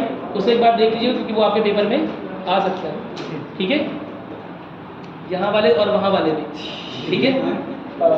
यहाँ रकम क्या है सर? यहाँ वाला हो गया पेपर? अब तो क्या आज होगा? आज नहीं होगा। आज नहीं होगा? अच्छा ठीक है, कोई बात नहीं, छुट्टी है सर। कोई बात नहीं। क्षेत्र सम्मेलन द्वारा नागरिकता लिखेंगे। क्षेत्र सम्मेलन द्वारा नागरिकता देखिए, यदि भारत किसी नए क्षेत्र का अधिग्रहण करता है, यदि भारत किसी नए क्षेत्र का अधिग्रहण करता है तो उस क्षेत्र के नागरिक नए क्षेत्र का अधिग्रहण करता है तो उस क्षेत्र के नागरिक स्वतः भारतीय नागरिक बन जाएंगे और उनकी क्षेत्रीय नागरिकता खत्म हो जाएगी। स्वतः भारतीय नागरिक बन जाएंगे और उनकी क्षेत्रीय नागरिकता खत्म हो जाएगी। एक बहुत बड़ा इसमें एक्सेप्शन है। कौन सा स्टेट क्षेत्रीय नागरिकता खत्म हो जाएगी? एक्सेप्शन था, आप तो नहीं रहेगा, तो हट गया। बांग्लादेश। चलो बता दें, देख लिया इतना, कोई दिक्कत तो नहीं है। क्या मतलब हुआ कि अगर किसी क्षेत्र का अधिग्रहण हो रहा है, फॉर एग्जाम्पल सिक्किम है ना, सिक्किम पहले एक ऑटोनोमस रीजन था, उसका अधिग्रहण किया भारत ने, ठीक है, और जैसे ही भारत ने अधिग्रहण कर लिया वैसे ही क्या होगा, वहां की क्षेत्रीय नागरिकता खत्म हो गई और वो जो लोग हैं वो अपने आप स्वतः कौन से नागरिक बन गए? भारतीय नागरिक बन गए, है ना।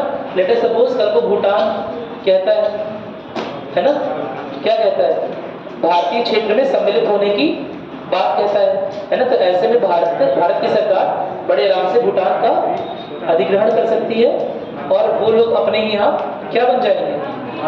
भारतीय नागरिक बन जाएंगे, है ना। उनके लिए यह प्रावधान की जरूरत नहीं पड़ेगी, वो स्वतः ही भारतीय नागरिक बन जाएंगे। जैसे ही भारत ने किसी और टेरिटरी को ऑक्युपाई किया, भारत ने किसी अन्य क्षेत्र को ऑक्युपाई किया, है ना। ऑक्युपाई करने के बहुत सारे तरीके उसमें देखा था आपने, है ना। आर्टिकल 2(3) में कैसे देखा था कि या तो वहाँ की सरकार की डिमांड है या वो टेरिटरी पहले से हमारे पास है ना, हम उस पर कभी मिलिट्री या एडमिनिस्ट्रेशन नहीं कर रहे हैं, तो ऐसे भी क्षेत्र को ऑक्युपाई कर सकते हैं, ठीक है। तो जैसे ही हमने किसी नए टेरिटरी को, किसी नए क्षेत्र को अधिग्रहित किया है, वैसे ही वहाँ के लोग हमारे नागरिक बन जाएंगे, उनके पास सारे वही अधिकार आ जाएंगे जो हमारे पास। क्या मेरी बात समझ में? कोई दिक्कत तो नहीं है ना? समझ में आ गया? ठीक है।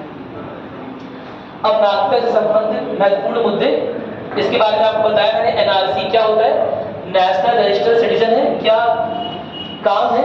नाम क्या लिखा हुआ है? National register of citizen. हर बात पे गौर करना है। एनआरसी मतलब क्या हो गया? National register of citizen. Citizen यानी कि नागरिक, यानी कि वो लोग जो भारत में रह रहे हैं, साथ ही साथ भारतीय नागरिकता भी उन्हें मिली हुई है। तो कहीं ना कहीं जो अवैध अप्रवासी हैं और वैध भी अप्रवासी हैं, वैध हो चाहे अवैध अप्रवासी, है ना, दोनों को भारतीय नागरिकों से अलग करने की प्रक्रिया। क्या मेरी बात क्लियर है? कोई दिक्कत तो नहीं है ना? नोट करो उसे, नोट करो। NRC, national register of citizen.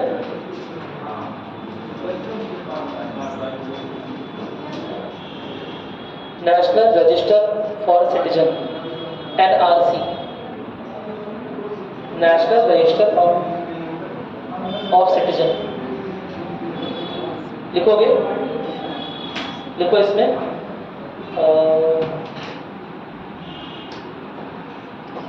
देखो, भारतीय नागरिकों को वैध अवैध प्रवासियों से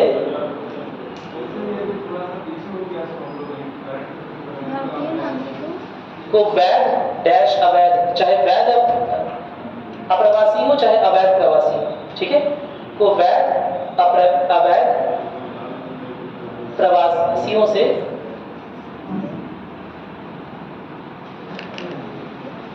अवैध प्रवासियों से अलग करने के लिए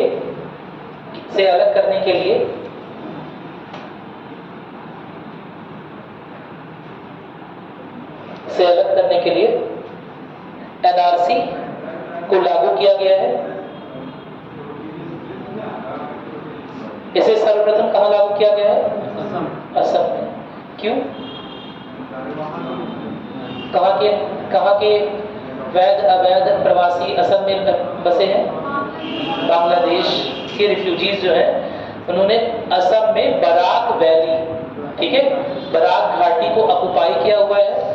और बराक घाटी एक है ब्रह्मपुत्र घाटी जो कि पास है ना। एक में रिफ्यूजीज ज्यादा हैं और एक में यहाँ के नागरिक ज्यादा हैं, और उनके बीच में लगातार कॉन्फ्लिक्ट की घटना सुनने में आ रही थी। कुछ ना कुछ क्या हो रहा था? वायलेंस हो रहा था, लगातार कुछ ना कुछ हिंसा छुटपुट खबरें आ रही थी, जिसकी वजह से भारतीय सरकार ने यह देखा कि जगह जगह इस तरह के पॉकेट्स बन गए। पॉकेट समझ लो, जगह जगह ऐसे क्षेत्र बन गए हैं जब बाहर से आके लोग यहाँ रह रहे हैं और वो हिंसा की घटनाएं कर रहे हैं। तो असम में लागू कर दिया गया है पहचान करने के लिए कि जितने भी लोग रह रहे हैं उनमें से कितने लोग यहाँ के नागरिक हैं और कितने लोग हाँ प्रवासी बाहर से आए। क्या मेरी बात सुन रहे हैं? कोई दिक्कत तो नहीं है ना? ठीक। इसके अलावा दूसरा नोट करिएगा, CAA सिटीजनशिप अमेंडमेंट एक्ट 2019। बात नहीं करिए, 2019 से भी लागू हुआ है, ठीक है। NRC के अलावा एक और लिख लीजिएगा, NPR national population register, national population register, ठीक है, नेशनल पॉपुलेशन रजिस्टर, ठीक है, राष्ट्रीय जनसंख्या रजिस्टर। देखिए अब NPR क्यों जरूरी है? क्योंकि उसमें जितने भी लोग हैं, चाहे प्रवासी हो चाहे चाहे यहाँ के नागरिक हो, मेरी बात में प्रवासी या प्रवासी जो भी हो, यहाँ के नागरिक हो, सबके बारे में लिखा रहेगा। कितनी यहाँ की जनसंख्या है, क्या मेरी बात क्लियर है? कितनी ओवरऑल जनसंख्या है उसके बारे में, और उनका क्या काम है वो सब भी रहेगा। तो NPR एक रजिस्टर, शायद सुना होगा आपने, अमित शाह ने उनके उसके बारे में 2019-20 में बात की थी, ठीक है। उसके बाद से थोड़ा सा बवाल हुआ था उन चीजों पर। हम वापस आ रहे हैं CAA पर, सिटीजनशिप अमेंडमेंट एक्ट, ठीक है। सिटीजनशिप अमेंडमेंट एक्ट किस लिए है? यह अधिनियम पाकिस्तान, बांग्लादेश और अफगानिस्तान से आए धार्मिक उत्पीड़न के कारण भारत आए कौन लोग? हिंदू, सिख, बौद्ध, जैन, पारसी और ईसाई, ठीक है, समुदायों के व्यक्तियों को नागरिकता प्रदान करने का प्रावधान करता है। और इसमें आप देख सकते हैं कि भारत के एक मुख्य धर्म की बात नहीं की है, मुस्लिम की। और मेजर कॉन्फ्लिक्ट का पॉइंट यही था कि जब भारतीय संविधान धर्मनिरपेक्षता की बात करता है, धर्मनिरपेक्षता का वादा करता है, तो धर्म के आधार पर इस तरह का वर्गीकरण किस तरह से किया जा सकता है। सरकार ने ये बात बोली क्योंकि बांग्लादेश, अफगानिस्तान और पाकिस्तान ये सब मुस्लिम स्टेट है। क्या मेरी बात नहीं? इनके उसमें लिखा हुआ है इस्लामिक स्टेट की बात, इनके संविधान में लिखा हुआ है, इसीलिए वहां से आए मुस्लिमों को यहाँ पर सिटीजनशिप नहीं, इस तरह नहीं दे सकते। उन्हें उनके लिए जरिया है, लेकिन वो प्राकृतिकरण वाला, नेचुरलाइजेशन वाला, जिसमें 12 साल आपको यहाँ पर रहना पड़ेगा, तभी आपको वहां की तभी आपको भारतीय नागरिकता मिलेगी। मैं दोबारा बता रहा हूँ, ठीक है, ये बात समझिएगा। CAA जो है वो नागरिकता क्या वो नहीं कर रहा है। CAA क्या कर रहा है? ये लिमिटेड नागरिकता को दिखा रहा है, लेकिन इस पर आरोप क्या है? आरोप है कि एक ऐसा संविधान का भाग बन रहा है जिसमें मुख्य मूल्य क्या है? मुख्य मूल्य क्या है? धर्मनिरपेक्षता, जो कि कहां पर वर्णित है? मुख्य मूल्य कहां वर्णित है? प्रस्तावना में लिखा हुआ है धर्मनिरपेक्षता। मेरी बात सुनाई? तो कहीं ना कहीं धर्मनिरपेक्षता के मुख्य मूल्य को क्या करता है? हाँ, उसका उल्लंघन करता है या उसकी अवहेलना कर रहा है, उसका अनादर कर रहा है। क्या मेरी बात सुन रहे हैं? कोई दिक्कत तो नहीं है? चलिए ठीक है, नोट करते हैं। ये डिबेटेबल है ये सब। अब इसके बारे में कोई भी बात सब्जेक्टिव चर्चा का विषय है, इसमें बहुत बड़े बड़े तर्क वितर्क हो सकते हैं। मेरी बात सुन रही? पिछले 2 साल से बड़े बड़े एडिटोरियल लिखे जा चुके हैं, कुछ तर्क में, कुछ वितर्क में, और हर तरह की चीजें हो रही हैं। तो ये डिबेटेबल पॉइंट, अगर से बसेंगे तो फिर साल में बीत जाएगा, है ना। एडिटोरियल डिस्कस करते रहें। लिखिएगा यह अधिनियम है क्या, हमारे इम्पोर्टेंट क्या है क्या, और इस पर क्या आरोप लगता है, ये भी जरूरी है। क्या मेरी बात सुनाई? क्योंकि मेंस में आ जाएगा, और हमेशा भाई आपको सरकार के पॉइंट ऑफ व्यू से लिखना है। मैं दोबारा बोल रहा हूँ, ठीक है? हाँ, बड़ाई नहीं करनी है। आपको ये बोलना है यह प्रावधान अच्छा है या कम अच्छा है। कोई बुरा प्रावधान आज तक भारत में लागू नहीं हुआ। क्या मेरी बात सुनाई? अच्छा है तो क्या अच्छा है, अगर कम अच्छा है तो उसे अच्छा बनाने के लिए और क्या कर सकते हैं, अधिकारी है ना।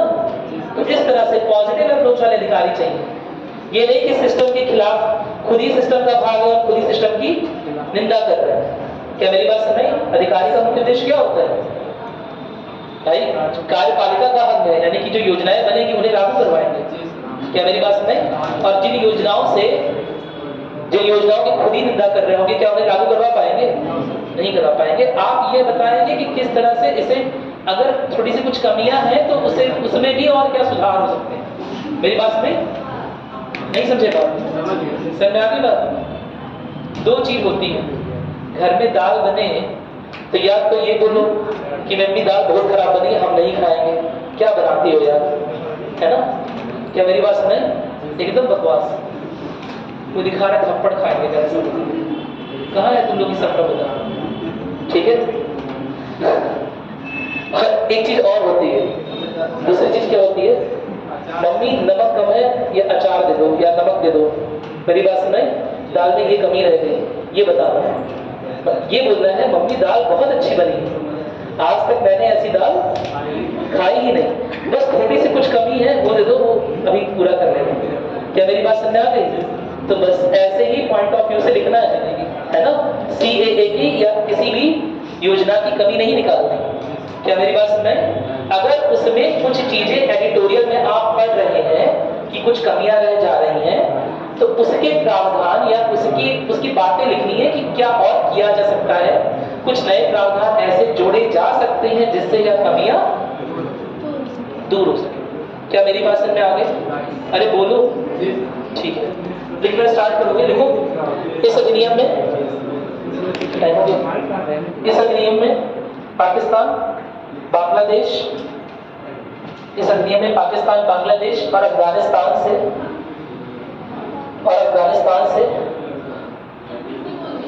इस अधिनियम में पाकिस्तान, बांग्लादेश और अफगानिस्तान से धार्मिक उत्पीड़न के कारण भारत आए हुए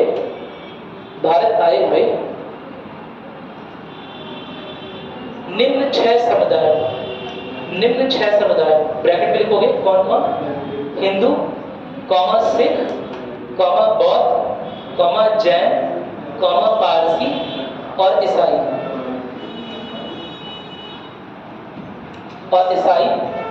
समुदाय के व्यक्तियों को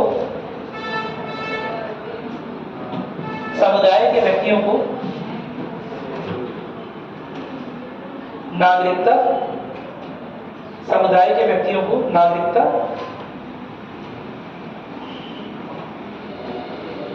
प्रदान करने का